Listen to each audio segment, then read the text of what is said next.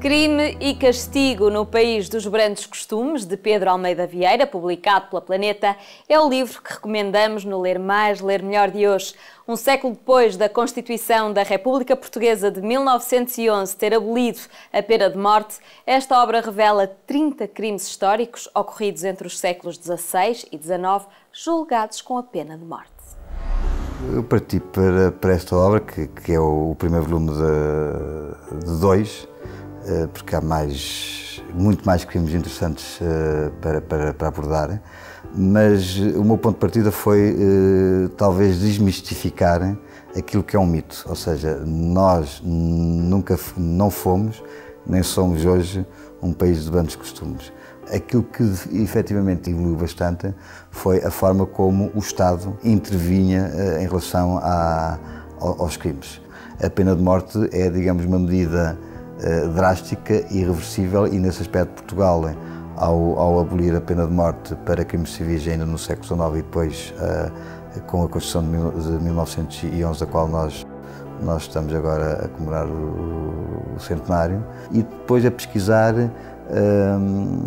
digamos, em arquivos, todas estas histórias, muitas delas rocambolescas, algumas que eu conhecia, outras que tive que pesquisar, e na Biblioteca Nacional consegui encontrar um manancial, uma miscelânea enorme de sentenças, e algumas delas impressas, outras manuscritas, e portanto eu procurei retirar aquilo que constava nas sentenças, quer nas impressas, quer depois nos manuscritos, e tudo aquilo que aqui surge, entre aspas, é porque exatamente foi assim. E, portanto, nessa parte eu não ficcionei, tentei, digamos, misturar aquilo que era a realidade, e, portanto, e aí eu fui tirar, de certa medida, a minha costela jornalística, com alguns cuidados literais, de modo a que não fosse uma mera transcrição daquilo que efetivamente acontecia. Os julgamentos, muitas vezes, sobretudo no século XIX, eram autênticos espetáculos. Estou-me a recordar, por exemplo, do caso do processo, do julgamento do Diogo Alves, em que a assistência até pendurada na janela estava.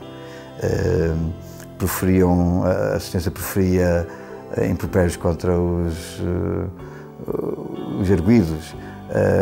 O julgamento, mesmo em casos em que havia mais de uma dezena de arguidos, demorava 24 horas, non-stop. Portanto, neste primeiro capítulo eu tenho crimes passionais, depois tenho crimes de banditismo e associação criminosa, depois tenho homicídios diversos, alguns deles extremamente cruéis. Estou-me a recordar particularmente do caso da última mulher que foi condenada à morte em Portugal, que matou em 1772 33 crianças da Roda dos Expostos, portanto, órfãos que eram recolhidos para depois serem educados pelo Estado ou servirem para a adoção. Portanto, escolhi esses casos mais cruéis ou recambolescos, e depois os assaltos a igrejas, que foi, digamos, algo que me chocou. Obviamente já tinha, em termos de conhecimentos históricos, até dos romances que eu já tinha escrito, de alguns casos, mas na altura desconhecia que as condenações à morte por assaltos a igrejas tinham terminado tão tardiamente. É bom que se diga que a Inquisição em Portugal tinha matado a última pessoa em 1761. A Inquisição tinha acabado formalmente em 1820, e até 1830 ainda se matou por causa de um simples assalto à igreja. E no segundo grupo metia então a Inquisição, com alguns dos processos mais conhecidos e mais tenebrosos da Inquisição. Cada uma destas 30 narrativas é acompanhada por uma ilustração do Ennio Scaff. Ele fez estas ilustrações a meu pedido, e ele, de certa forma, foi a primeira pessoa que leu cada uma destas narrativas. Eu apenas lhe pedi que retratasse, sob a forma de ilustração, aquilo que essas narrativas lhe suscitavam. E eu acho que quer o traço dele, quer a interpretação dele, que ele teve a liberdade completa, torna este livro extremamente rico. Acho que ele vive muito da ilustração. E, de certa forma, este livro, embora seja sobre um tema tétrico, embora algumas das ilustrações também deem esse caráter tétrico, mas também remetem um bocado para o passado.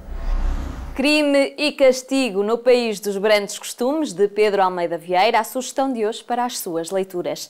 Nós temos 5 exemplares para oferecer às 5 primeiras respostas corretas à pergunta: qual a obra que marca a estreia literária de Pedro Almeida Vieira? Concorram através do e-mail lermais@filbox.com e habilitem-se a ganhar um dos 5 exemplares que temos para oferecer da obra que hoje recomendamos. Boa sorte e boas leituras! Até amanhã.